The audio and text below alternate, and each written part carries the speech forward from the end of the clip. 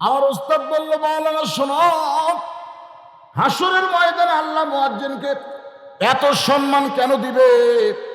কারণ মুয়াজ্জিন নিজের কাম করে না, আমার আল্লাহর আজান দেয়। আল্লাহ কোরআনে বলেন, ওয়ামান আহসানু কওলাম মিম্মান দাআ ইলাল্লাহ ওয়া আমিলা সালিহান ওয়া ক্বালা ইন্নানী মিনাল মুসলিমিন। আপনারা বলেন তো, মুয়াজ্জিন আযান দিয়ে নামাজ পড়ে না, এরকম মুয়াজ্জিন আছে? এখানে আছে? এখানে আল্লাহ বলতেছেন, ওই ব্যক্তির চাইতে উত্তম ব্যক্তি কেউ নাই যে মানুষকে আল্লাহর জন্য ডাকে, মানুষকে নামাজের জন্য ডাকে, কল্যাণের জন্য ডাকে। সেটাই হলো মুয়াজ্জিন। জোরে কোন সুবহানাল্লাহ। হাসরের ময়দানে মুয়াজ্জিনের মাথা সব চাইতে উপরে থাকবে। আল্লাহ রাসূল বললেন, বেলাল, আমার চাইতে তোমার মাথা উপরে থাকবে। বেলাল যে কি শরম পায়, হুজুর যে কি কর, তুমি জানো? শুধু তোমার মাথায় উপরে থাকবে না, আল্লাহ তোমার মাথায় এমন একটা টুপি পরাই দিবে, যেই টুপিটা পূর্ণিমার চাঁদের মতো আলো দিবে। রাসূল বললেন, আমি যদি তোমার মতো মুয়াজ্জিন হতে পারতাম, আল্লাহ রাসূল বললেন, আমি যদি তোমার মতো মুয়াজ্জিন হতে পারতাম। একটু মনোযোগ দিয়ে শুনবেন। সবাই জান্নাতে যাওয়ার জন্য হাত তুলেছি। এখন যদি আল্লাহ বলে জান্নাতে যাও, আমরা গোটা বাংলাদেশ পৃথিবী খুঁজলে কি জান্নাত পাব? জান্নাতে যাইতে গেলে মরতে হবে। জোরে বলেন, কি করা লাগবে? এই কথাটা যারা বলতেছেন না, তার মনে বাঁচবেন। আমি যেই বলবো জান্নাতে যাইতে গেলে কি চাই, আপনার সকলে বলবেন মরতে চাই। বলতে পারবেন না ভাইজান? জান্নাতে যাইতে গেলে কি চাই? আরো জোরে। আজকে যত বড় বড় সমাবেশ হচ্ছে, প্রত্যেকটা সমাবেশে যারা যায় তারা যদি খালি বলে মরতে চাই, মরতে চাই, বাধা দেওয়ার কেউ নাই। জোরে কোন কথা ঠিক কিনা?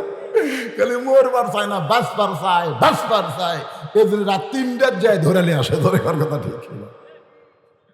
আল্লাহ কয়, পাগলারা, পুলিশ ধরে লেগেছে, তারপরে তোকে আবার কোর্টে তুলবে, তোর যদি জামিনের দরখাস্ত হবে তোকে জামিন নিবে। কিন্তু আমার আজরাইল যেদিন ধরবি রে,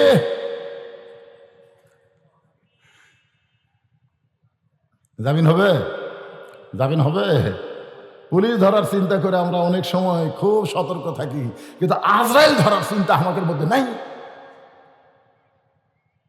পুলিশ ধরার চিন্তায় সতর্ক থাকি, কিন্তু আজরাইল ধরার চিন্তা। অথচ যারা প্রকৃত মুমিন হবে, জান্নাতে যাওয়ার আশা করবে, তারা পুলিশ ধরার চিন্তা করবে না, তারা আজরাইল ধরার চিন্তায় প্রতি ধাপে ধাপে হাঁটবে। করে কোন কথা ঠিক কিনা?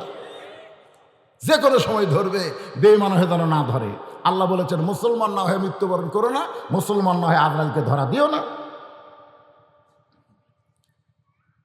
সবাই এই ফিকিরটা অন্তরে রাখবেন, মরতে চাই, মরতে চাই।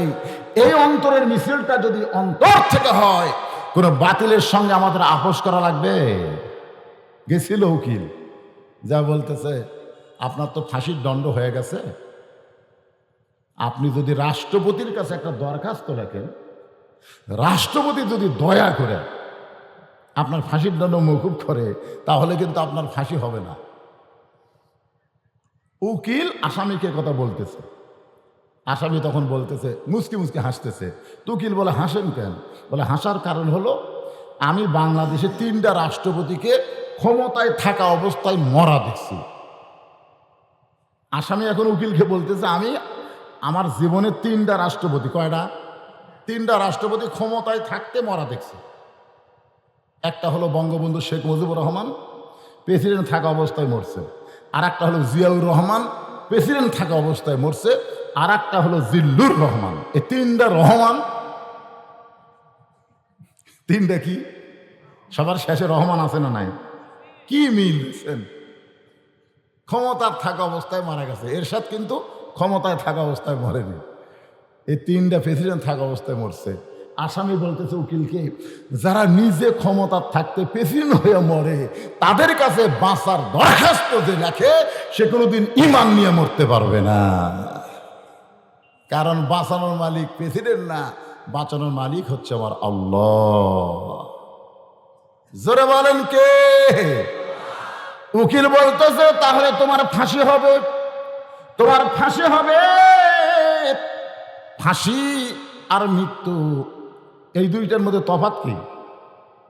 এই তফাৎটা কিন্তু আমাদের বোঝা লাগবে। আমরা যদি বলি বেশির শেখ মুজিবুর রহমান মারছে, জিয়াউর রহমান মারছে, জিল্লুর রহমান মরছে, আপনারা বলেন তো শেখ মুজিবুর রহমান মরছে এ কথা কেউ বলবে না, সবাই বলবে মারছে। কথা কন না কেবারে, কথা কন না কেন রে? জিয়াউর রহমান মরছে এ কথা বলবে না, সবাই বলবে মারছে। আর জিল্লুর রহমান মারছে কেউ বলবে না, সবাই বলবে মরছে। ইন্না লিল্লাহির ওয়াজ শুনতে যে আপনারা বলেন তো মারছে আর মরছে এর মধ্যে তফাৎ কি?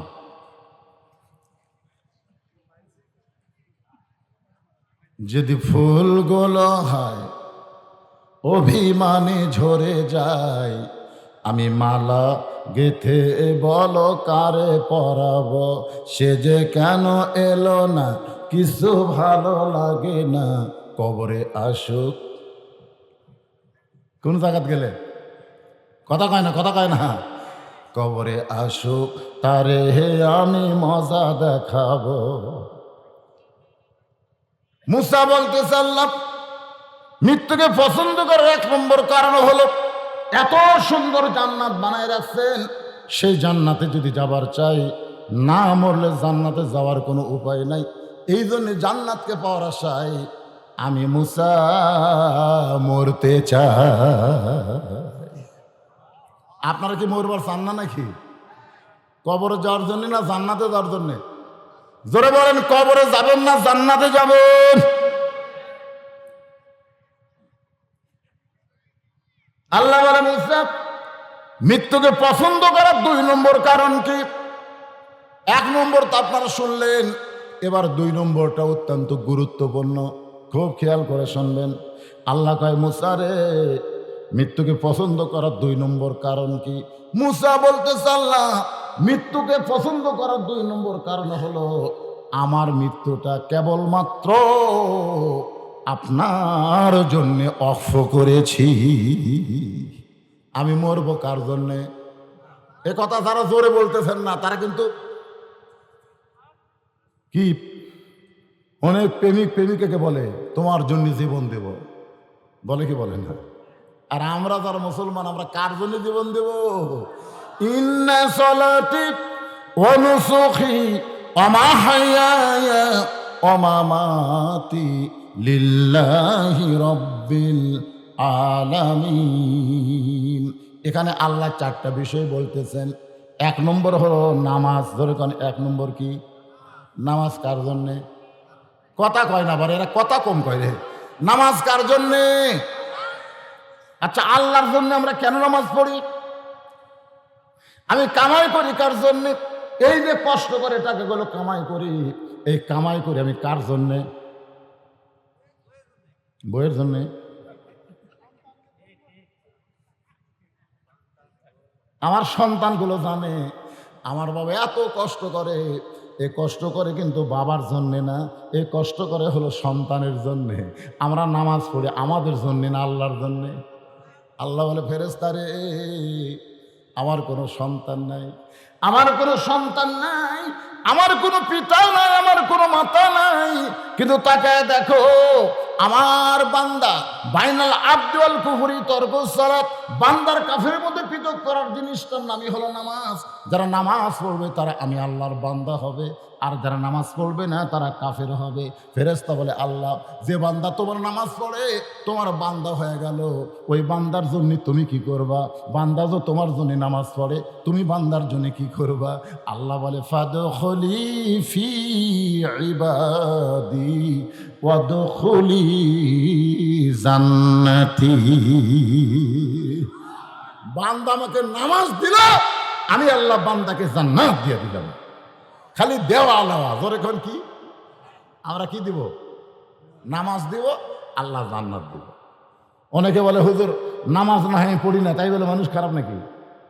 অমুক মাহফিলে 10,000 টাকা দান করছি, অমুক মসজিদে 20 বস্তা সিমেন্ট দিছি, অমুক এতিমের বিয়ে দিয়ে দিছি, আমি কি খারাপ নাকি? নামাজ না হয় ঠিক মতো বলে পারি না, তাই বলে জুমার নামাজ আমি ছাড়ি না। এই সমস্ত ভালো মানুষকে আল্লাহ বলবে জান্নাতে যা। এই জান্নাতে যাওয়ার কথা শুনে আর এত ফোর্সে যাবে বুঝলেন। জান্নাতের কাছে যা দেখবে দরজার বিশাল একটা তালা। বলবে আল্লাহ তুমি আমাদেরকে জান্নাত দিলে, তো জান্নাতের দরজার তালা কেন? আল্লাহ বলতেছে খুঁজে দেখ তোর কাছে চাবি আছে, খোঁজ ভালো করে খোঁজ। তো যারা খালি জুম্মার নামাজ পড়ছে ওরা একটা করে চাবি পাবে, পকেটে হাত দিয়ে দেখবে একটা চাবি আছে, ঢুকবি ঠিকই কিন্তু ঘুরবি না, চাবি ঘুরতেছে না। আল্লাহ চাবি তো ঢুকছে কিন্তু ঘোরে না। আল্লাহ বলতেছে দেখ তো চাবির মধ্যে 5টা দাগ আছে কিনা। ফজর, জোহর, আসর, মাগরিব, এসব এই 5টা দাগ চাবির মধ্যে আছে কিনা। বলে চাবির তো 5টা দাগ নাই। আল্লাহ বলতে তোর নামাজ নাই, তুই পাওয়া জান্নাত হারাই ফেললি। তোর জান্নাত আছে কিন্তু ঢোকার কোনো ক্যাপাসিটি নাই। আসসালাতু মিফতাহুল জান্নাহ, নামাজ হচ্ছে বেহেশতের চাবি। সুবহানাল্লাহ কন্যা। তাহলে আমরা নামাজ পড়ি কার জন্যে? আমরা কুরবানি করব কার জন্যে? এখানে বলা হচ্ছে ইন্না সলাতি ও নুসুখি। নুসুখি মানে কুরবানি। কুরবানি কার জন্যে? কথা কয় না। তাহলে এটা আল্লাহর জন্য কি কুরবানি? গরু,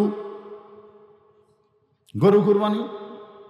আমার এলাকার চেয়ারম্যান সাহেব 1.5 লাখ টাকাতে গরু কিনছে, আড়ে গরু কুরবানির জন্যে। তো চেয়ারম্যান কুরবানি দিবি বুঝতেছেন না। অনেক চাংসারা যায় আড়িয়া পেলে ফেলাতে জব করছে। জব করার পর চেয়ারম্যান বসতে বলতে চাই গোস্ত 3 ভাগ করো। 3 ভাগ। 1 ভাগ হলো গরিবের, 1 ভাগ হলো আত্মীয় স্বজনের, আর 1 ভাগ হলো আমার নিজের। 3 ভাগ গোস্ত করার পরে চেয়ারম্যান বলতেছে এই আমার ভাগের কিছু গোস্ত গরিবক দাও। আমি এত গোস্ত কি করবো রে, আমার ভাগের কিছু গরিবক দাও। তখন সবাই যাচ্ছে বলতে চেয়ারম্যানের কুরবানি আল্লাহ কবুল করবে। নিজে কমলে গরিবক বেশি দিল, কি কুরবানি রে। কিন্তু কিছুদিন পরে ওই চেয়ারম্যান বিজিএফ কার্ডের চাউল দিবার গেছে, ওই জায়গা তার গোস্ত মাপার যন্ত্র নিয়ে যায়নি, ওই জায়গা চাউল মাপারও যন্ত্র নিয়ে যায়নি, ওই জায়গা চৌকিদার হাতে একটা বালতি দিছে। ধর এখন কি দিছে, ওই বালতির একটা দাগ দিছে, দাগ দাগ দিয়ে বলছে দাগ পর্যন্ত চাউল দিবি। কার্ডে লেখা আছে 10 শেয়ার, চাউল পাশে 8 শেয়ার। ধর এখন কয় শেয়ার? তো গরিব আর চিন্তা করে লেখা আছে 10 শেয়ার, মাপা হলো 8 শেয়ার। কি রে, এক গরিব কয় না রে চেয়ারম্যানকে বলা লাগবে, চৌকিদার হয়তো কম দিচ্ছে, চৌকিদার হয়তো কম দিচ্ছে, চেয়ারম্যানকে বলা লাগবে। ও এসে চেয়ারম্যানকে বলতে চেয়ারম্যান সাহেব বিজিএফ কার্ডে লেখা আছে 10 শেয়ার, চৌকিদার দিল 8 শেয়ার। চেয়ারম্যান বলতে চাই এই সেক্রেটারি এর নাম কাটে দে, নাম কাটে দে। জোর হাত করে বলতেছে যা দিচ্ছেন দেন। কিন্তু আমি কি দেখলাম? বলে কি দেখছিস?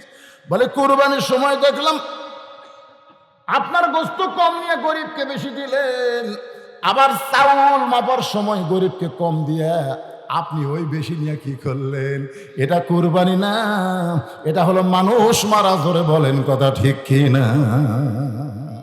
কুরবানি হবে কার জন্যে? জোরে বলেন কার জন্যে? আল্লাহর জন্যে কুরবানি। এই কুরবানি শুধু গরু, খাসি, উট, দুম্বা না। উম্মে ফজল ছোট্ট হোসাইনকে যখন আল্লাহর নবীর কাছে নিয়ে গেল, এই মাত্র ফাতেমা সন্তান প্রসব করেছে।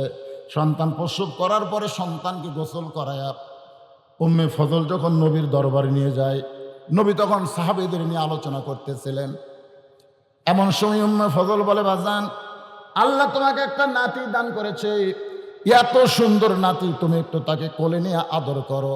আল্লাহ নবী হোসেনকে, ছোট্ট হোসেনকে এভাবে কোলে নিয়ে বললেন আল্লাহ এই গোস্তের টুকরাকে তুমি কুরবানি হিসাবে কবুল করে না। সমস্ত সাহাবীরা বললেন ইয়া রাসূলুল্লাহ আপনার নাতি হোসেনকে আপনি গোস্তের টুকরা বলে কুরবানি উচ্চারণ করে বললেন কবুল করে নাও। হুজুর আমরা বুঝতে পারলাম না। আল্লাহ রাসূল বললেন একদিন আমি নবী থাকবো না, হয়তো তোমরাও অনেকে থাকবো না, কিন্তু শুনে না জেনে রাখো আমার এই হোসাইন আল্লাহর জন্যে, ইসলামের জন্যে বাতিলের সঙ্গে আপোষ করবে না, হকের পক্ষে নিজের জীবন কুরবানি করে দিবে। মুসা বলতেছে আল্লাহ মৃত্যুকে পছন্দ করার 2 নম্বর কারণ হলো আমার মৃত্যুটা কেবলমাত্র আপনার জন্য অক্ষ করেছি। আল্লাহর কুদরতে মুখে হাসি ফুটে গেল, ধরে গেল সুবহানাল্লাহ। মুসাকে আল্লাহ আপনি হাসতেছেন, আসলে কি জানেন, আল্লাহর সঙ্গে যে কথা বলে হয়তো আল্লাহ দেখবার পায় না, কিন্তু আল্লাহর কথা বলতেছে, কথা বলতে বলতে হাসে। আপনি যদি আপনাদের এই মহাদেবপুর থেকে ঢাকার কোনো বন্ধুকে মোবাইল করেন, ওই বন্ধু যদি ঢাকায় কথা বলতে বলতে হাসে, আপনি কি বুঝতে পারবেন না? পারবেন কি? আপনি কি চেহারা দেখছেন না? দেখেননি, কিন্তু শুনতেই বুঝতে পারছেন। মুসা বলতেছে আল্লাহ আপনি হাসতেছেন। আল্লাহ বলে মুসা, আমার জন্য যারা নিজের জীবনকে অক্ষ করবে তারা কোনোদিন মরবে না। মারাত্মক কথা। আল্লাহর জন্য যারা নিজের জীবনকে অক্ষ করবে তারা কোনোদিন মরবে। দলিল কি? আল্লাহ কোরআনে বললেন, ওয়ালা তাকুলু লিমান ইউকতালু ফি সাবিলিল্লাহি আমওয়াতুন বাল আহয়াউ ওয়ালাকিন লা তাশউরুন। এই আয়াতে কারিমা বুঝতে পারছেন? এখানে আল্লাহ কি বলতেছেন? ওইদিকে কি হয়, ওর খাড়ায় থেকে হো হো করে নাকি রে? আপনাকে বসবার জন্য বিছনা দেওয়া লাগবে, বিছনা। আমাকে বগুড়া কাহলুত কোন বিছনা নেই, খ্যার খ্যার সেটা দিল বস। আর কি সুন্দর ভদ্র বিছনা দিছে, আর আপনারা ফাঁক ফাঁক হয়ে বসে আছেন। ও রে সাহেব রে, পিছনে দাঁড়িয়ে আছে, ওকে বসতে দিবেন না বিছনায়? একটু চাপা বসেন। কি সব জমিদারের মতো বলছে, ও যে মাঝখানে ফাঁকা। শোনেন, কথা যদি না শোনেন, আমি আমার কথা বলতেছি না, চাপা বসতে আল্লাহ রাসূল করছে 3 জায়গা ফাঁকা রাখা যাবে না। তার মধ্যে একটা হলো কোরআনের মাহফিল। যেমন বসেন, আসেন সামনের দিকে বসেন, চেপে চেপে আসেন আর জিকির করেন, লা ইলাহা ইল্লাল্লাহ, লা ইলাহা ইল্লাল্লাহ, লা ইলাহা ইল্লাল্লাহ, লা ইলাহা ইল্লাল্লাহ, লা ইলাহা ইল্লাল্লাহ, লা ইলাহা, লা ইলাহা ইল্লাল্লাহ মুহাম্মাদুর রাসূলুল্লাহ সাল্লাল্লাহু আলাইহি ওয়াসাল্লাম। মুসার মৃত্যুকে পছন্দ করার 2 নম্বর কারণ খেয়াল করে শুনতেছেন? আপনার এটা একটু খেয়াল করেন বাজার, মরা তো লাগবেই রে, যে কোনো সময় তো আমরা মরে যাবো। জোরে কোন কথা ঠিক কিনা? এই মৃত্যুটা যেন আল্লাহর জন্য হয়। জোরে বলেন, কার জন্যে? আল্লাহর জন্য। যারা মরবে আল্লাহ বলতেছে এরা মরবেই না, এরকে মৃত্যু না। আল্লাহ বলতেছেন আমার রাস্তায় যাদেরকে মৃত্যু, আমার রাস্তায় যাদেরকে মারা হয়, আমার রাস্তায় যারা মরে যায় তাদেরকে তোমরা মৃত্যু বলো না। কে বলতেছে? আল্লাহ বলতেছে তাদেরকে তোমরা মৃত্যু বলো না, বরং তারা জীবিত। বাল আহিয়া মানে কি? বরং তারা জীবিত। যখন হোসাইন রাদিয়াল্লাহকে দেহ থেকে মস্তক বিচ্ছিন্ন করে ইয়াজিদের কাছে নিয়ে যাওয়া হলো, ধরে এখন কার কাছে? ইয়াজিদের চামচা জিয়াদ খুব আনন্দ করতেছে। ইয়াজিদ তখন এরকম সিংহাসনে বসা, সিংহাসনে বসে আছে ইয়াজিদ, আর হোসেনের খণ্ড মাথা ইয়াজিদের সামনে হাজির করা হলো একটা গামলাত করে। একটা গামলাত করে এই দেখেন হোসেনের মাথা, দেহ পড়ে আছে কারবালায়, আর মাথা নিয়ে গেছে দামেস্কে। ইয়াজিদের সামনে যখন হোসেন মাথা দেওয়া হলো, এমন সময় ইয়াজিদের হাতে একটা লাঠি ছিল। ধরে কার কি ছিল? লাঠি। লাঠি লাঠি ব্যবহার করা সুন্নত। লাঠি ব্যবহার করা কি সুন্নত? ইয়াজিদ তো নবীর সুন্নত পালন করতেছে লাঠি। আমি বাগমারায় জুমান দিনের ওয়াজ করতে গেলাম, বাগমারা রাজশাহী, দিনের ওয়াজ করতে গেলাম, জোহর থেকে জুম্মা থেকে আসর। ওখানে দেখলাম ইমাম সাহেব একটা লাঠি নিয়ে খুতবা দিচ্ছে। নামাজ শেষ করলে ইমামকে বললাম, ক্যারে ভাই লাঠি খান? লাঠি নেওয়া সুন্নত হুজুর। আচ্ছা, আমরা তো লাঠি নেই না, আমরা কিন্তু লাঠি নেই না। তো বলতেছে আপনি হানফি, তো এই জন্য নেন না। আমি বললাম হানফি কি রে? মানে ইনসাল্ট করে বলতেছে আপনারা তো হানফি, আপনারা এটি ধরে থাকেন। ওরা বুঝাচ্ছে আমরা এটা ধরে থাকি। আমি বললাম পাগলা, তোরা এটি হাত দিয়ে থাকিস দেখে তো আমরা উঠি ধরি। কারণ এটি হাত দিয়ে ধরা থাকলে ওটা গরম হয়, এই জন্য আমরা চাপে ধরে থাকি। তা আমাকে বলতে না হানফি, তো আমি বললাম হানফি না রে, হানাফি। ধরে খান কিনা, হানাফি। তো যাই হোক, আমি বললাম ভাইজান লাঠি কি আপনারা সব জায়গা নেন না খালি মসজিদের মধ্যে নেন? তা আমাকে বলতে তো হুজুর না, লাঠিয়া খালি আমরা খুদবার সময় নেই, সব সময় নেই না। আর লাঠি নেওয়া যদি সুন্নত হয় তাহলে শুধু ঘরের মধ্যে না, সব জায়গায় নেওয়া সুন্নত। জোরে কোন ঠিক কিনা? কারণ ঘরের মধ্যে বিপদ বেশি না বাহিরে বিপদ বেশি? লাঠি কি জন্যে? লাঠি কি জন্যে? বিপদ থেকে বাঁচার জন্যে।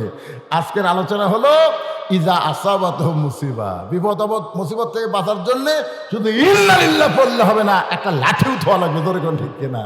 ওবায়দুল কাদের সাহেব বলেছেন যাদের হাতে লাঠি থাকবে ওদেরকে সাইজ করা হবে, মানে লাঠি থাকবে। রাত 2টার সময় আমার ড্রাইভার আমাকে গেটে গাড়ি থেকে নামাই দিয়ে বলতে, হুজুর আপনি বাসার যান। ও গাড়ি রাখার জায়গায় গাড়ি রাখবে, আমি গাড়ি থেকে নেমে কেবল বাসার দিকে পা বাড়াইছি, আমার গেটের কাছে একটা আমের গাছের তলে 3-4টে কুত্তে ঘুম পাড়তেছিল। ওরা চেতন পায়ে আমাকে ধরলো, খালি খাওয়াও খাওয়াও করে ধরতেছে, মনে হয় আমার জুব্বা ছেড়ে ফেলবে। আমি ইন্নালিল্লাহ পড়তেছি কিন্তু কুত্তা লড়ে না। বিপদ আপদ মুসিবতের ইন্নালিল্লাহ পড়ি কিন্তু কুত্তা লড়ে না। আমি আয়াতুল কুরসি পড়ি তাও কুত্তা সরে না। ইন্নাহুম ইয়াকিদুনা কাইদা ওয়া আকিদু কাইদা, কুত্তা তাড়ানোর আয়াত পড়তেছি তাও কুত্তা লড়ে না। মনে হয় আমার পাঞ্জাবি খেয়ে ফেলে দিবে। তখন আমার ইমান বলতেছে, মৌলানা তোর মুখে দোয়া আছে কিন্তু লাঠি নাই। আজকে যদি তোর একটা লাঠি থাকতো তোর একটা দোয়া লাগতো না। এক কুত্তার বাজার বাড়ি মারলে বাকি 3টে ঘেউ ঘেউ করে দৌড় মারতো। দৌড়ের কথা ঠিক কিনা? সেই দিন আমি বুঝতে পারলাম ভাই বাংলাদেশে খালি দোয়া আছে কিন্তু লাঠি নাই। ধরে কোন কথা ঠিক কিনা?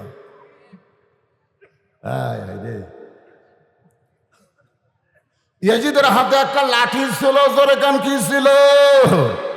এটা কিন্তু বাহিরে নয়, ঘরের মধ্যে রাজ দরবারে।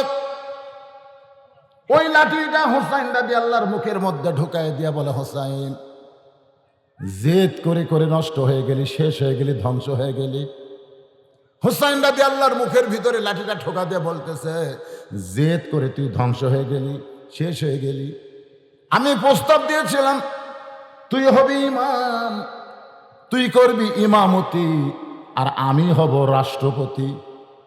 তুই যদি ইমাম হতি, তোর নানা হলো বিশ্ব নবী, তোর বাবা হলো বিশ্ব আলেম, তোর মা হলো খাতুনে জান্নাত। এইরকম বংশ থেকে বের হইয়া তোকে রাষ্ট্রপতি হওয়া লাগবে কেন? তুই মসজিদের ইমাম হবি, তোর পিছনে আমরা নামাজ পড়বো, তুই ফতুয়া মারবি, তুই টুপি রাখবি, দাড়ি রাখবি, তুই হুজুর হবি, তোকে হাদিয়া দিব, বসে বসে খাবি। কিন্তু তুই কি করলি? জেদ করলি। জেদ করে মদিনা থেকে আমার হাতে বায়াত না হয়ে আমার সঙ্গে যুদ্ধ করার জন্য বের হলি। আসলে যুদ্ধ করার জন্য কিন্তু হোসেন বের হয়নি, এখন একলা পায়া, তাও আবার খালি দেহ, মাথা, দেহ নাই মাথা আছে, সব বলতেছে। হোসাইন তুই ধ্বংস হয়ে গেলি, শেষ হয়ে গেলি, তোর নাম গন্ধ আজ থেকে আর পৃথিবীতে থাকলো না। এখন থেকে আমি এজিদ, আমি শুধু এজিদ, আমার আর কোনো বাধা নাই। এজিদের সামনে কিন্তু অনেক মুসলমান আছে।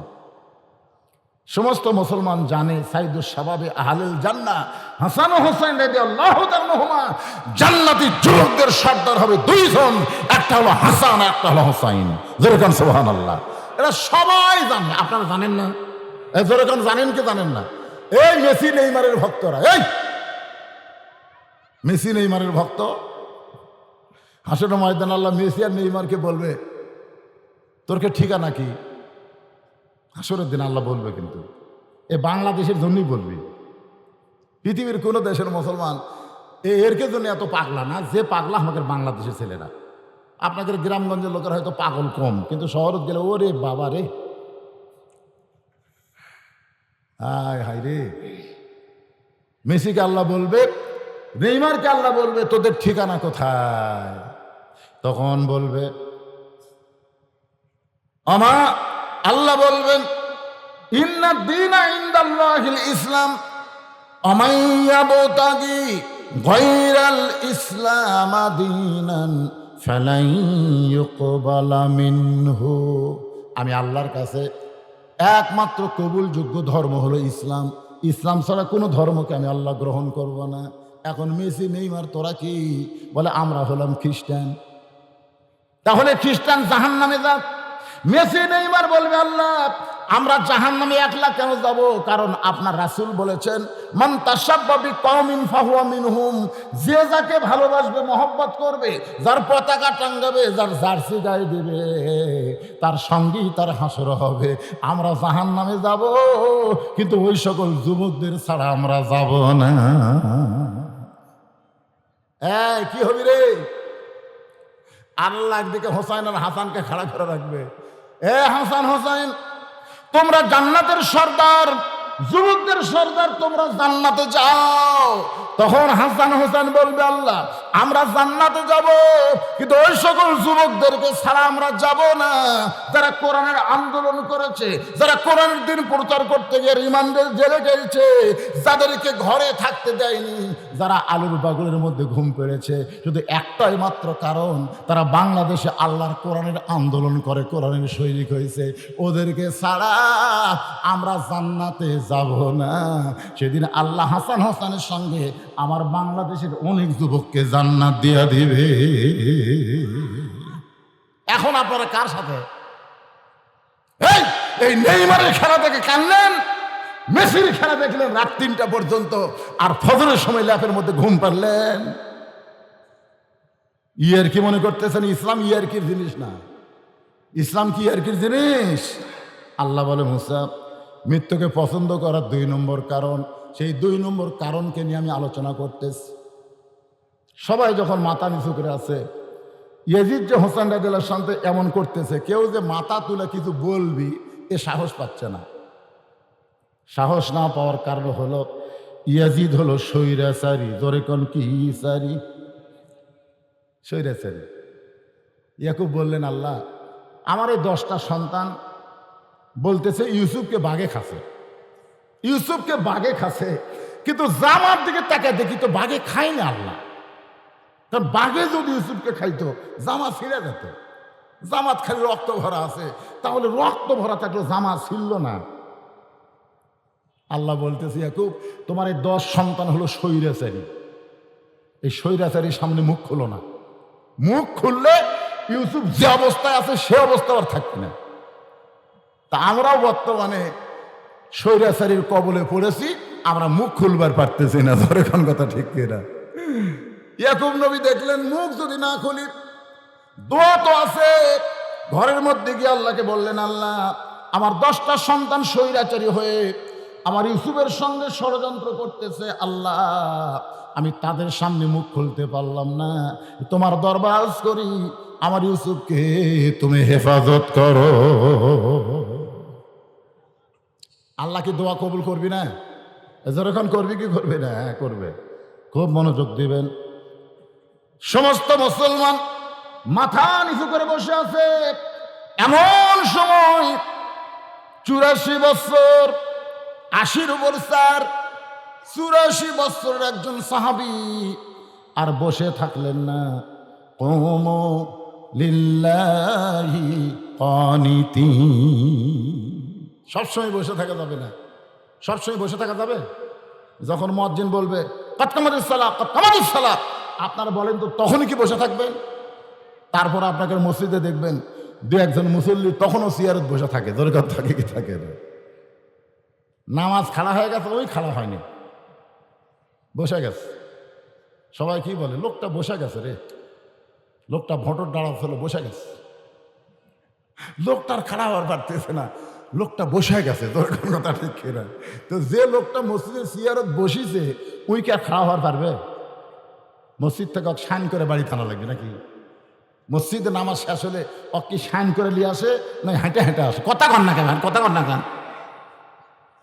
তুমি হেঁটে হেঁটে যাও, হেঁটে হেঁটে আসো আর চেয়ারত বসো। আমি বলতেছি আপনি যদি দাঁড়াবার না পারেন তাহলে আপনি বাড়িতে চেয়ারে পড়বেন, বাড়িতে পড়বেন, কিন্তু মসজিদে চলবে না। মসজিদে গেলে কাতার সোজা করা ওয়াজিব হয়ে যাবে। দরকার কথা ঠিক কিনা? মসজিদে গেলেই আপনাকে জামাতে নামাজ পড়া লাগবে, আর জামাতে নামাজ পড়লে কাতার সোজা করা লাগবে। তা আপনি চেয়ারে বসা মানুষ তো সোজা করে পারতেছেন না, তো আপনার একজন চেয়ারে বসার জন্য গোটা কাতার সব থেকে বঞ্চিত হোক, এটাকে আমরা চাই? জোরে করে এটাকে আমরা চাই? এতক্ষণ সবাই বসে আছিল। এবার 84 বছরের একজন সাহাবী আনাস ইবনে মালিক দাঁড়িয়ে বললেন, ইয়াজিদ, যার মুখে লাঠি ঢুকাইয়া তিরস্কার করতেছ, শেষ হয়ে গেছে, ধ্বংস থাকবে না। আসলে ইয়াজিদ জানো না, যার মুখে তুমি লাঠি ঢুকাইছ সে থাকবে কিয়ামত পর্যন্ত, অথচ তুমি ইয়াজিদ থাকবা না। সুবহানাল্লাহ। আপনারা বলেন তো, হোসাইন কিয়ামত পর্যন্ত আছে না নাই? ইয়াজিদ, আমার এলাকার এক হিন্দু আকাশ, তার একটা ছেলে হয়েছে। আমি বললাম, আকাশ, তোমার ছেলের নাম ইয়াজিদ তো? ওই কয়, হুজুর আপনি আমার ভালোবাসেন না? আমি হিন্দু মানুষ তো, ভালোবাসি। তুই ইয়াজিদ হলে একটা পাপিষ্ট, একটা নরাধম। আমি হিন্দু হতে পারি, তাই বলে আমার ছেলের নাম ইয়াজিদ হবো না? একটা হিন্দু পর্যন্ত তার ছেলের নাম ইয়াজিদ হয় না। গোটা প্রত্যেকটা পাড়ায় পাড়ায় হোসাইন আছে না নাই? জোরেখান আছে না নাই? কিন্তু ইয়াজিদ, হে জোরেখান, ইয়াজিদ আজও ক্ষমতার চেয়ারে বসে ইয়াজিদের মতন স্বৈরাচারী হইয়া হোসাইন রাদিয়াল্লাহকে, হোসাইনের মতন মুসলমানকে যারা হত্যা করতেছে, মনে করতেছে তারা শেষ হয়ে যাবে। তারা শেষ হবে না, একদিন এরাই শেষ হয়ে যাবে। ধরে বলেন কথা ঠিক কি না? আনাস বলতেছে, ইয়াজিদ রে, তুমি যার মুখের মধ্যে লাঠি ঢুকাইলা, তুমি যার মুখের মধ্যে লাঠি ঢুকাইলা, সেই হোসাইনকে তুমি চিনো? সেই হোসাইনকে তুমি চিনো? সমস্ত মুসলমান ইয়াজিদের দরবারে যারা আছে তারা সবাই মাথা নিচু করে কাঁদতেছে। যখন আনাস বলতেছে, আমি একাধারে 10 বছর নবীর খেদমত করেছি। আনাস রাদিয়াল্লাহু নবীর খাদেম ছিল। ধরে কোন কি ছিল? একাধারে কয় বছর? 10 বছর পর্যন্ত আমি নবীর খেদমত করেছি। ওই খেদমত করার সময় আমি একদিন ঘরের ভিতরে আল্লাহর নবী নফল নামাজে শামিল হলেন। আনাস বলতেছে, নবী যখন রুকু থেকে সিজদাত গেল, ওই সময় ওই হোসাইন যার মুখের মধ্যে তুমি লাঠি ঢুকাইলা, ওই হোসাইন কোত্থেকে দৌড়ে এসে আল্লাহর নবীকে নানা বলে চিৎকার দেয়, নানা বলে চিৎকার দেয়। নানা বলে চিৎকার দিয়া খুশি হইয়া নানার পিঠে লাফ দেয়, চড়ে। লাফ দেয় চড়ে বলতে, চল ঘোড়া চল, চল ঘোড়া চল। আমি আনার জিব্বাত কামড় খাইলাম। নবী আছে নামাজের সিজদায়, আর হোসাইন বলতে, চল ঘোড়া চল, চল ঘোড়া চল। আমি আস্তে করে হোসাইনকে নবীর পিঠ থেকে যখন নামাবার চাইলাম, নবী সিজদারত অবস্থায় একটা হাত দিয়ে আমার ইশারা করলেন, নামাস না, নামাস না। আমি আনাস হোসাইনকে পিঠ থেকে নামাতে পারলাম না। কিছুক্ষণ পরে হোসেন বলতেছে, যে ঘোড়া চলে না সেই ঘোড়ার পিঠে বসে আমার লাঠি। এ বলে ছোট্ট হোসেন যখন ঘর থেকে বের হয়ে যায়, আল্লাহ নবী সেজদা থেকে মাথা তুললেন, নামাজের সালাম ফিরাইলেন। বললাম, ইয়া রাসূলুল্লাহ, হোসেন যে বেয়াদবি করলো, আমি আপনার পিঠ থেকে নামাবার চাইলাম, কিন্তু আপনি নামাজ পড়া অবস্থায় নিষেধ করলেন। ওগো আল্লাহর নবী, আপনি কেন নিষেধ করলেন জানতে চাই। রাসূল বলেন, আনাস, তুমি আমার হোসেনকে চিনো? সুবহানাল্লাহ বলেন। তুমি আমার হোসেনকে চিনো না? আমি নবীও চিনতাম না রে আনাস, কিন্তু আমার পিঠে বসে যখন চল ঘোড়া বলতেছিল, আমি নবী তখন হোসেনকে পিঠ থেকে নামাবার চাইলাম। আল্লাহ বলে, হাবিব, আপনাকে ঘোড়া বানায়া আপনার নাতি হোসেন খেলতেছে, আমি আল্লাহর বড় ভালো লাগতেছে। যতক্ষণ আপনার পিঠে চড়ে বসে থাকবে, আপনি সেজদা থেকে মাথা তুলবেন না। নবী সেজদার মধ্যে বলে, আল্লাহ, নাতি হোসাইন আমার, আমি নানা হইয়া হোসেনকে ভালোবাসি, কিন্তু আল্লাহ হইয়া আপনি হোসেনের মধ্যে কি পাইলেন যেইটা দেখে আপনার হোসেনকে আপনি এত ভালোবাসেন? আল্লাহ বলে, হাবিব রে, আপনার হোসেন সাধারণ মানুষ নয়, সাধারণ সন্তান নয়। একদিন এই হোসেন আমি আল্লাহর জন্যে নিজের জীবনকে কুরবানি করে দিবে। লিল্লাহে তাকবীর। কার জন্য কুরবানি? আল্লাহর জন্যে। অনুসখী মানে কুরবানি। আমরা নামাজ পড়ি কার জন্যে? কুরবানি করি কার জন্যে? বাঁচবো কার জন্যে? এই জায়গা তার বলতেছে না, বাঁচবো কার জন্যে, মরবো কার জন্যে? মাশাআল্লাহ, আল্লাহর জন্য যদি বাঁচা হয় তাহলে আল্লাহর জন্য মরতে এত ভয় কেন? আল্লাহর জন্য মরতে এত ভয় কেন? মুসা বলতেছে আল্লাহ মৃত্যুকে পছন্দ করার 2 নম্বর কারণ হলো আমার মৃত্যুটা কেবলমাত্র কার জন্যে? আল্লাহর জন্য। আল্লাহ কয় মুসা মৃত্যুকে পছন্দ করার 3 নম্বর কারণ কি? 3 নম্বর কারণ হলো খুব মজার কারণ। আপনারা শুনবেন না ভাইজান? হ্যাঁ, এটা বলতে যদি আর কিছু দেরি হয়, এশার নামাজ কিন্তু আমার ওয়াজের পরেই এখানে আজান দিয়ে এশার নামাজ হবে। 3 নম্বর কারণ শুনবেন না? হ্যাঁ, ওটা বসা করা চলবে না। এই সময় ওটা বসা করতেছেন, ও যে একজন, ও দুটোই সোল, এটাও সওয়াল এটাও সওয়াল। আসলে ওই সন্তান থাকা লাগতো মায়ের কাছে, কিন্তু দিছে বাপের কাছে, ঠিক না? এখনকার মায়েরা হচ্ছে ম্যাডাম আর বাবারা হচ্ছে চাকর। বউ দেখবেন সামনে ভ্যানিটি ব্যাগ না হাঁটতেছে, আর বাপ ছোট বাচ্চা কলত নিয়ে বাবু দিনে দিনে কি দেখতেছি ভাই। আপনি যতই চেষ্টা করেন আপনার ছোট বাচ্চাকে তো আপনি থামাতে পারবেন না, কারণ বাবা আনন্দে মাতিয়া সাগরে ভাসাইয়া সেই যে চইলা যায় খবর লয় না। মাজন ধরিয়ায় উদরে কতই কষ্ট করে, 10 মাস পরে পায় প্রসবের বেদনা। এমন দরদি ভাবে কেউ হবে না আমার মা। আমার মায়েরা চিন্তা করতেছে হুজুর তো আজকে আমাদের ওয়াজ করলো না, এই যে মা মারে। প্রত্যেকটা মাদেরকে আমি বলতেছি, আপনারা কি জানেন মা, বাচ্চা যতদিন পেটে না আসে ততদিন মেয়েদের মাসে 3 দিন 5 দিন 7 দিন একটা অসুখ হয়। আপনার মরদ মানুষরা জানেন, যারা বিয়ে করছেন তার কিন্তু জানার কথা। আপনার বইয়ের অসুখ হয় না? মাসে 3 দিন 5 দিন 7 দিন হয় কি হয় না? এটা বলা হয় রেড সিগন্যাল। এই সিগন্যাল তুললে আর কাছে যে ঘোষ করা যাবে, কিন্তু হাত দেওয়া যাবে না। এই সিগন্যাল অপেক্ষায় তারা আল্লাহর হুকুমকে অমান্য করে বউকে জোর করে সহবাস করে। ওই সহবাস অবস্থায় কোনো সন্তান যদি পেটে আসে, ওই সন্তান হিজড়া হয়। জোরে কোন কি?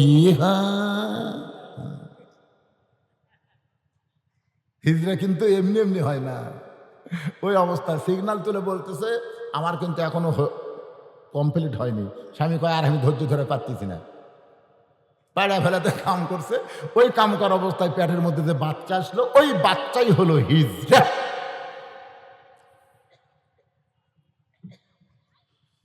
প্রতি মাসে 3 দিন 5 দিন 7 দিন একটা অসুখ হয় কি হয় না? কতবার হয় কি হয় না? এই অসুখ অবস্থায় মেয়েদের নামাজ পড়া যাবে না, রোজা করা যাবে না, কোরআন শরীফ স্পর্শ করা যাবে না। কিন্তু ওই মেয়েদের পেটে যখন বাচ্চা আসে তখন আল্লাহ কিন্তু ওই অসুখ বন্ধ করে দেয়। দাজ্জালীকে বললেন হুজুর মায়ের পেটে বাচ্চা আসলে মা আল্লাহ কেন অসুখ বন্ধ করে দেয়? ইমাম দাজ্জালী বললেন আল্লাহ এই জন্যই মায়ের অসুখ বন্ধ করে দেয়, পেটে বাচ্চা থাকা অবস্থায় মার যেন ইবাদতের কোনো কমতি না হয়। পেটে বাচ্চা থাকা অবস্থায় মার ইবাদতের যেন কোনো কমতি না হয়, কারণ মায়ের ইবাদতের সাথে আল্লাহ পেটের বাচ্চারও সম্পর্ক করে দেয়। মা খাইলে বাচ্চা খায়, মা না খাইলে বাচ্চা খাওয়া হয় না। মা ইবাদত করলে ওই ইবাদতের ফজিলত রহমত আল্লাহ বাচ্চার ভিতরে বরকত স্বরূপ দিয়ে দেয়। মা যখন রুকু থেকে সেজদায় যায়, শোনেন আমার মায়েরা যারা আছেন শোনেন, মা যখন রুকু থেকে সেজদায় যায় ওই পেটের মধ্যে বাচ্চা কিন্তু চাপ খায়। মনে করেন 3 মাস 5 মাস হয়ে গেছে, মা রুকুর থেকে সেজদাত গেছে, পেটের মধ্যে বাচ্চা চাপ খায়। ফেরেশতা কয় আল্লাহ তোমার বান্দি নামাজ পড়ে, রুকু করে সেজদা করে, পেটের বাচ্চার কি কষ্ট হয় না? আল্লাহ বলে ফেরেশতা সাক্ষী থাকো, যেই মা পেটে বাচ্চা নিয়ে নামাজ পড়তেছে ওই মা শুধু নিজে নামাজ পড়তেছে না, পেটের বাচ্চাকেও নামাজের ট্রেনিং দিচ্ছে। শাশুড়ি এসে বলতেছে বৌমা বৌমা এবারে কিন্তু রোজা থাকা চলবে না। বোমা চুন করে বলতেছে, কেন আম্মা? বলে, তোর পেটের মধ্যে বাচ্চা আছে, পেটের মধ্যে বাচ্চা থাকা অবস্থায় রোজা থাকতে আমি দিব না, কারণ তুই রোজা থাকলে আমার নাতনি শুকে দেবে। বৌমা বলতেছে, আম্মা তাহলে একটা কাগজ আনেন।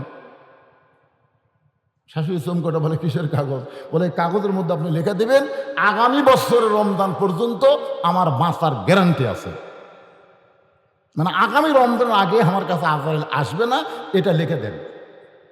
শাশুড়ি বলতেছে, এটা আমি লিখে দেবো না। তাহলে আপনি লিখে দিবার পারবেন না, আর আমাকে রোজা থাকতে নিষেধ করতেছেন, আগামী বছর পর্যন্ত বাঁচার তার গ্যারান্টি নাই। এই রমজান মাসকে আমি তুচ্ছ তাচ্ছিল্য করতে পারি না। আমি আল্লাহর ফরজ হুকুম রোজা রাখবো, আর রোজা রাখতে গিয়ে আমার পেটের বাচ্চা শুকিয়ে যাক, মরিয়া যাক, এতে আমার কোনো আপত্তি। ফেরেশতাকে, আল্লাহ তোমার বান্দি কি খায়? আল্লাহ কয়, বাচ্চা মরবি না রে, মা রোজা থাকলে পেটের মধ্যে বাচ্চা রোজার ট্রেনিং পাবে, ও বড় হয়ে হোটেলের দরজা কালো পর্দা দিয়ে কোনোদিন রমজান মাসে ঢুকবি না। ধরে কোন কথা ঠিক কিনা? আজকাল তারা কালো পর্দার মধ্যে ঢুকতেছে। কেরে তুই কে মেয়ে মানুষ করে? এই জন্য খ্রিস্টান নেপোলিয়ন বলেছে, ভালো যদি একটা সন্তান চাও, ভালো একটা মায়ের দরকার। ধরে কোন কিসের দরকার? যেই মা পেটে বাচ্চা নিয়ে পর্দার মধ্যে থাকে, ওই বাচ্চা কিন্তু শরম হবে, ওই বাচ্চা পর্দা পছন্দ করবে। আমার মায়েরা শোনেন, মা আপনারা যদি জান্নাতে যাবার চান, ওই ফাতেমার শনাক্ত ছাড়া আপনারা কিন্তু জান্নাতে যাবার পারবেন না। কারণ ফাতেমা হলো সাইয়্যিদাতুন নিসায়ে আহলিল জান্নাহ, ফাতেমা তো জোহরা। ধরে কান্না সুবহানাল্লাহ। জান্নাতি নারীদের নেত্রীর নাম কি? কেন আপনারা কথা কন না একেবারে? এটা কোন এলাকা তো আজ করবো আসলাম রে? সাইয়্যিদাতুন নিসা মানে জান্নাতি নারীদের নেত্রী হবে, তার নাম কি? তো ফাতেমার সাইন ছাড়া, সিগনেচার ছাড়া এরা জান্নাতে যাবে? আর মায়েদের বলতেছি, জান্নাতে যাবার গেলে মা ফাতেমার সিগনেচার লাগবে। আর সিগনেচার দিবার যে ফাতেমা নামাজ দেখবে না, রোজা দেখবে না, আগে দেখবে নারীদের পর্দা। পর্দা যদি নারীদের না থাকে, ওই নামাজ রোজা খাটিয়া খাও, কোনো লাভ নেই। মেয়েদের 1 নম্বর আমল হচ্ছে পর্দা। ধরে কেন 1 নম্বর আমল কি? ফাতেমা কোনোদিন হজ করেনি, মা আয়েশা হজ করছে। মা আয়েশা হজ করছে, ফাতেমা হজ করে নাই। অথচ আয়েশাকে খাতুনে জান্নাত বানায়নি আল্লাহ, ফাতেমাকে বানাইছে। তার মানে কি বোঝা গেল? মেয়েদের জন্য নামাজ রোজা, স্বামীর কথা মতো চলা, আর সতীত্বের হেফাজত, পর্দা করা, 4টা আমল করবেন, 8টা জান্নাত পাচ্ছেন। সুবহানাল্লাহ হয় না? আমার মায়েদের জন্য কিছু ওয়াজ করলাম। আমার মায়েরা পর্দার মধ্যে থাকবেন। গভীর রাত্রে ফাতেমা স্বামীর বুকে মাথা দিয়ে কাঁদতেছে। আলী বলে, ফাতেমা আজকে আবার হঠাৎ কান্দার কারণ কি? কি জন্য কাঁদতেছেন? ফাতেমা বলে, স্বামী গো, সবসময় পর্দার মধ্যে ছিলাম, এ কারণে আল্লাহর কাছে দোয়া করছে, আল্লাহ আমাকে পর্দার মধ্যে মৃত্যু দিও। আজকে গভীর রাত্রে ফাতেমার মৃত্যু হবে। যেই বলেছে ফাতেমার মৃত্যু হবে, আলী কান্দের বলে, ফাতেমা এখনই তোমার মৃত্যু কেন হবে? ফাতেমা বলে, স্বামী গো আপনি কাঁদবেন না, কেন আসলে যাইতে হবে, আমি মরার পরে আমাকে গোপনে আপনি দাফন করবেন। হযরত আলী গভীর রাত্রে ফাতেমাকে দাফন করার পরে 2 হাত তুলে বলতেছে, আল্লাহ আমার ফাতেমাকে তুমি কবুল করে নাও। এ দোয়া করার পরে তাকায় দেখে সামনে কয়েকটা পুরাতন কবর দেখতে পায়। এই মাত্র ফাতেমার কবর দিলাম, সেই নতুন কবর গেল কোন জায়গায়? গোটা জান্নাতুল বাকি দৌড়ায় বলে, ফাতেমার কবর, ফাতেমার কবর। কে যেন বলে, আলী রে, আমার ফাতেমা পর্দা নিশি, আমি আল্লাহ জোহরা ডিগ্রি দিয়া ফাতেমার কবরটাকে ও পর্দা করে দিয়েছি। আমার মায়েরা শোনেন গো মা, সেই ফাতেমার সঙ্গে যদি জান্নাতে থাকতে চান, তাহলে আপনাদের বেশি আমল করা লাগবে না। পর্দার মধ্যে থাকবেন, নামাজ পড়বেন, রোজা করবেন, স্বামীর কথা মতো চলবেন, আল্লাহ আপনাকে 8টা জান্নাতের মালিক করে দিবে। আবার ওরা যেন বেজার না হয়, এজন্য মা বোনদের কিছু টান দিয়ে দিলাম আর কি। এখন আসেন, আল্লাহ কয়, মুসা মৃত্যুকে পছন্দ করার 3 নম্বর কারণ কি? এই 3 নম্বর কারণ বলার আগে আপনাদের কাছে একটা কারণ জানতে চাই। সে কারণটা হলো, এই যে ছেলেরা কষ্ট করে মেহনত করে আজকের এই জান্নাতের বাগান লাগাইছে, এই লাগানোর কারণে আপনারা খুশি না বেজার? কারা কারা খুশি? আল্লাহকে একটু হাত দেখেন তো দেখি, দেখি।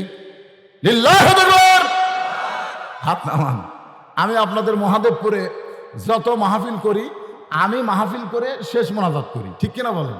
কিন্তু আজকে আমি শেষ না, আমার পরে আপনারা যাকে চিনেন এই মাহফিলে যিনি দুইবার এসেছেন, আমাদের মুফাসসির পরিষদের যিনি গোটা বাংলাদেশের কেন্দ্রীয় সভাপতি, বক্তা যিনি আমিরুল ইসলাম বেলালী সাহেব, তিনি বাদেশা, বেশি রাত আজকের মাহফিল হবে না, তিনি বাদেশা আপনাদের সামনে তাফসির করবেন। তো আমি যখন আপনাদেরকে মহব্বতের মানুষ এই যে লেখেনি, আমার কিন্তু লেখছে যে জনগণের সব জায়গায় প্রতি পাড়ায় পাড়ায় আমার বাস, ঠিক কেন বলেন? তো আমাকে বলেছে, হুজুর আমরা এই যে হাজার হাজার টাকা খরচ করে এই জান্নাতের বাগান লাগাইলাম, আপনি একটু বলবেন আমাদের ছেলেরা ব্যাগ নিয়ে যাবে, রুমাল নিয়ে যাবে, খুশি মনে যিনি যা পারবেন, জোর জবস্তি নেই। এবার তো মোটামুটি কৃষকদের অবস্থা ভালো, ধানের যা দাম ভাই, আর আপনাকে এলাকার ধান মানে চিকন ধান, ঠিক না? যে কি ধান রে, কি ধান লাগাচ্ছেন আপনারা? হ্যাঁ, দাম কম না বেশি? মধ্যম হচ্ছে না, তাই না? তাও হচ্ছে না, তাহলে বেজার হোসেন মনে হয়। লাইন শাখার এই গানটা একটু খেয়াল করলে বুঝবেন মৃত্যুকে পছন্দ করার 3 নম্বর কারণ। গানটা কি গাবো নাকি? এদিকে আদায় হোক, এদিকে আমার গান হোক, একজনও নামেনি। চলতে পথে 2 দিন থামিলাম, যাবার কালে একজন আরো দেখা না পাইলাম।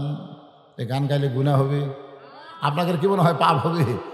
চলতে পথে 2 দিন থামিলাম, যাবার কালে একজন আরো, এই যে 3টা দেখেন একসাথে উঠলে, 3টা দেখছেন? কেরে বারে এই ছেলেরা উঠলে কেন বাবা? তোমরা আদায় করবে নাকি?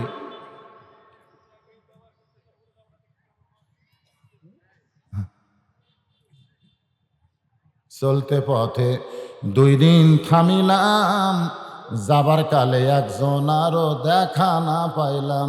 ও আমার সাদের মালা, ও আমার সাদের মালা, যাই রে ছিঁড়ে, রইব না আর বেশি দিন তোদের বাজারে। আপনারা কি বললেন? আমরা দুনিয়াতে এসেছি থাকার জন্য না যাওয়ার জন্যে? এই কথা কয় না, থাকার জন্যে না যাওয়ার জন্যে? কয় দিনের জন্যে? এই গানের মধ্যে কিন্তু বলতেছে চলতে পথে 2 দিন থামিলাম, যাবার কালে একজন আরো দেখা না পাইলাম। সন্তান বলেন, সন্ততি বলেন, আপনজন বলেন, মৃত্যুর সময় কেউ কিন্তু আমার সঙ্গে যাবে, কেউ যাবে না। মুসা বলতেছে আল্লাহ মৃত্যুকে পছন্দ করার 3 নম্বর কারণ হলো বাল তুসিরুনাল হায়াতাদ দুনিয়া ওয়াল আখিরাতু খায়রু ওয়া আবকা। কে ব্যাগ আলার আসেনি? কোথায় পিছন দেখা যায় না তো? আপনার দেন তো ভাই পকেট থেকে।